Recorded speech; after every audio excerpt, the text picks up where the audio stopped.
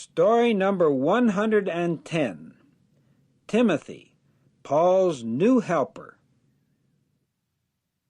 The young man you see here with the Apostle Paul is Timothy. Timothy lives with his family in Lystra.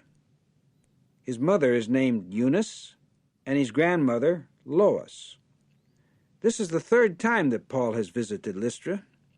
About a year or so before, Paul and Barnabas first came here on a preaching trip. And now Paul has returned again with his friend Silas. Do you know what Paul is saying to Timothy? "Would you like to join Silas and me?" he is asking. "We could use your help in preaching to people in faraway places." "Yes," Timothy answers, "I would like to go." So soon afterward, Timothy leaves his family and goes with Paul and Silas. But before we learn about their trip, let's find out what's been happening to Paul.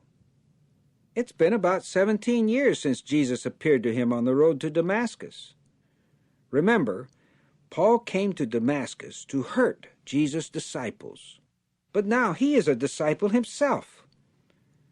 Later, some enemies plan to kill Paul because they don't like his teaching about Jesus. But the disciples help Paul to escape. They put him in a basket and let him down outside the city wall. Afterward, Paul goes to Antioch to preach. It is here that Jesus' followers are first called Christians. Paul and Barnabas are then sent out from Antioch on a preaching trip to far-off countries. One of the cities they visit is Lystra, the home of Timothy. Now, about a year later, Paul is back in Lystra on a second trip. When Timothy leaves with Paul and Silas, do you know where they go? Look at the map, and let's learn some of the places. First, they go to nearby Iconium, then to a second city named Antioch. After that, they travel up to Troas, then over to Philippi, Thessalonica, and Berea.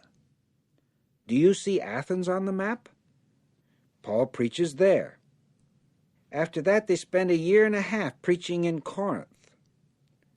Finally, they make a short stop in Ephesus.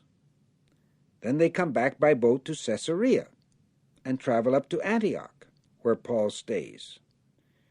So Timothy travels hundreds and hundreds of miles helping Paul to preach the good news and to start many Christian congregations.